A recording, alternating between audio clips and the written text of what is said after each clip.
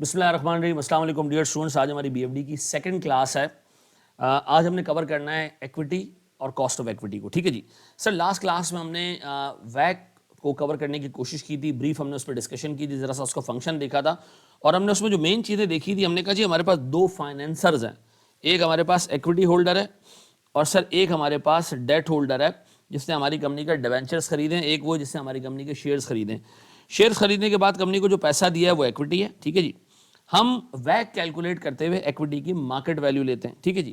Multiply کرتے ہیں سر اس کو کس سے, وہ ریکوائرڈ ریٹرن جو یہ فائنینسر مانگ رہا ہے, تو ہمیں یہ پتہ چل جاتا ہے جی پورے سال میں ایکویٹی ہولڈرز کے لیے ہم نے کیا کمانا ہے. ٹھیک ہے جی. اسی طرح ہمیں sir market value of date چاہیے ہوتا ہے, اور ہمیں یہ بھی چاہیے ہوتا ہے کہ سر ہمارا ڈیٹ کا جو انویسٹر ہے جس نے ہمارے بانڈز خریدے وہ اس وقت مارکیٹ میں کیا ریٹرن مانگ رہا ہے. تو سر ہم یہ نکال لیتے ہیں کہ ہمیں ڈیٹ ہولڈر کو پورے سال میں کتنا ریٹرن دینا ہے. تو سر اس کا مطلب یہ ہے کہ ہمیں چار چیزیں معلوم ہونی چاہیے ویک کے لیے: ایکویٹی کی مارکیٹ ویلیو, انویسٹر کا ریکوائرڈ ریٹ یعنی فائنینسر کا ریکوائرڈ ریٹ. ٹھیک ہے جی. نمبر 2, ڈیٹ کی مارکیٹ ویلیو اور جو ڈیٹ پرووائڈر ہے اس کا ریکوائرڈ ریٹ آف ریٹرن. چار چیزیں اگر آپ کو معلوم ہوں گی تو آپ ویک نکال پاؤ گے. ہم سب سے پہلا کام کرنے جا رہے ہیں ایکویٹی کی مارکیٹ ویلیو اور ریکوائرڈ ریٹرن آف انویسٹر. یہ دو چیزیں ہم معلوم کرنے جا رہے ہیں کہ انویسٹر ایکویٹی کا کیا مانگتا ہے, یہ کیسے ڈیٹرمن کرنا ہے ہم نے. ٹھیک ہے جی. اور مارکیٹ ویلیو آف ایکویٹی کیسے کیلکولیٹ ہوگی تاکہ ہم ویک کے فنکشن میں ان دونوں چیزوں کو پٹ کر کے ویک نکال سکیں. ڈن.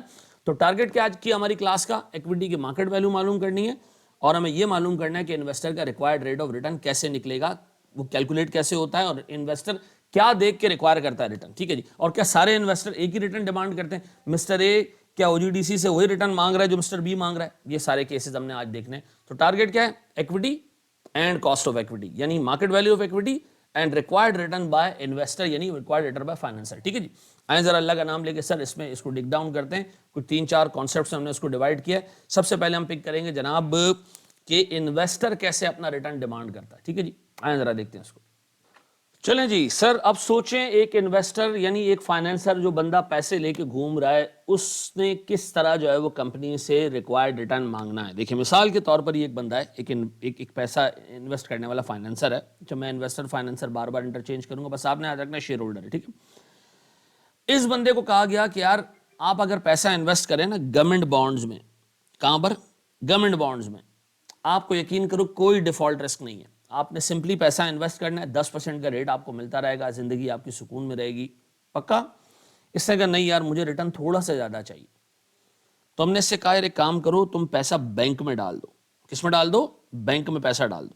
بینک میں پیسہ ڈالو گے تو فائدہ کیا ہے یار, تمہیں گورنمنٹ سیکیورٹی سے تھوڑا سا زیادہ ریٹرن ملے گا, لیکن یہ یاد رکھو دیر از اے ویری سلائٹ چانس کہ بینک ڈوب جائے, بینک تباہ ہو جائے, بینک بینکرپٹ ہو جائے. ٹھیک ہے جی. تو پیسے تمہارے ڈوب سکتے ہیں. گورنمنٹ کے پاس پیسے نہیں ڈوبیں گے. گورنمنٹ اس لیے پیسے نہیں ڈوبیں گے, گورنمنٹ کے پاس نوٹ چھاپنے کی مشین ہے, وہ تمہیں جب بھی پیسے واپس کرنے ہوں گے نوٹ چھاپ کے بھی دے سکتا ہے. ٹھیک ہے جی. تو یاد رکھنا بینک سلائٹ سا رسکی ہے جو ہے وہ ایز کمپیئر ٹو. اس نے کہا نہیں سر مجھے تو اور ریٹرن چاہیے. تو ہم نے کہا بھائی پھر تم ایک کام کرو, آٹو موبائل سیکٹر میں پیسہ انویسٹ کر دو. بتاؤ آٹو موبائل سیکٹر سے کیا ریٹرن مانگنا چاہیے اس کو, 10% سے زیادہ یا کم؟ آبویسلی زیادہ. سر 12% سے زیادہ ہے کم؟ سر آبویسلی 12% سے بھی زیادہ, کیونکہ بینک میں پیسہ رکھنے میں لاس نہیں ہے کوئی. لیکن اگر آٹو موبائل سیکٹر میں یہ پیسہ انویسٹ کرے گا, کسی آٹو موبائل کمپنی کے شیئرز خریدے گا, تو مے بی سر اس کو ریٹرن زیادہ ملے, مے بی اس کے لاسز بھی ہو, مے بی ایسا بھی ہو کہ سر آٹو موبائل سیکٹر کا پٹھا بیٹھ جائے, سر بیڑا غرق ہو جائے, سر اس کو لاسز ہو سکتے ہیں. تو یہ سوچتا ہے کہ یار مجھے بینک سے زیادہ ریٹرن ڈیمانڈ کرنا چاہیے, اور یہ صرف اور صرف اس کے سائیکولوجیکل سیٹ اپ پہ ڈیپینڈ کرتا ہے کہ کتنا ایکسیس مانگے. ازیوم کرو یہ مانگ رہا ہے جی 16%. ٹھیک ہے جی. یہ کہہ رہے ہیں جی مجھے 16% کا ریٹرن اگر ملے گا تو میں آٹو موبائل سیکٹر میں پیسہ انویسٹ کروں گا, ادروائز میں بینک میں خوش ہوں. ٹھیک ہے جی.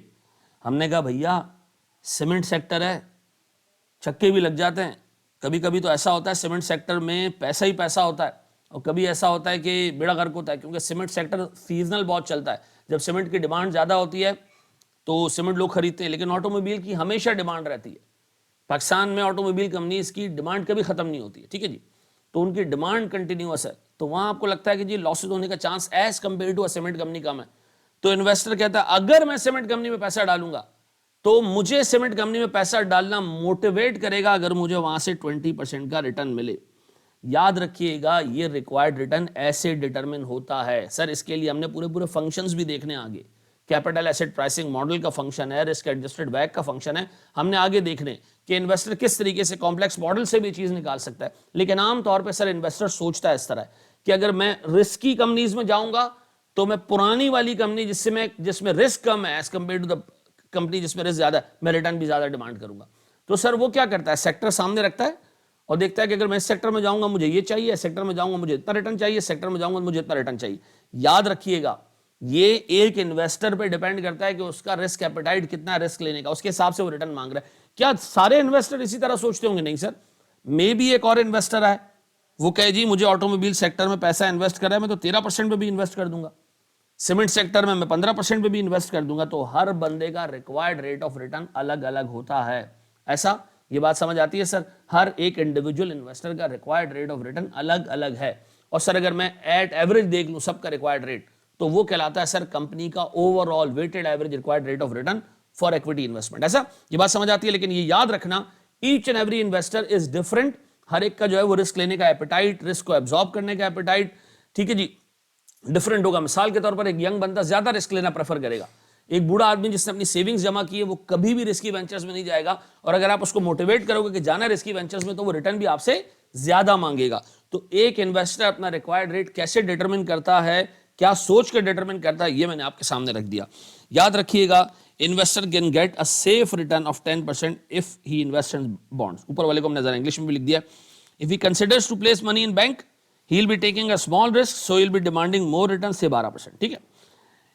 If investor considers equity investment and pick automobile sector, ठीक है जी, तो सर हायर रिस्क की वजह से वो क्या करेगा, डिमांड हायर रिस्क की वजह से वो क्या करेगा, रिटर्न ज्यादा मांगेगा. However, a cement company is more risky than automobile, is riskier than automobile sector, so he might demand a return of 20%, maybe 19%, maybe 18%, but above 16%. ऐसा ये बात समझ आती है सर? तो इन्वेस्टर किस तरीके से अपना रिक्वायर्ड रेट मांगते हैं ये मैंने आपको डिटरमिन करके आपको बता दिया कि किस तरीके से इन्वेस्टर का दिमाग चलता है. और हर एक इन्वेस्टर के लिए रिक्वायर्ड रेट अलग अलग है. डन. एक स्टेप आगे बढ़ें, हम एक स्टेप आगे जा रहे हैं जनाब. पहली वीडियो हम यहाँ खत्म करते हैं अपनी.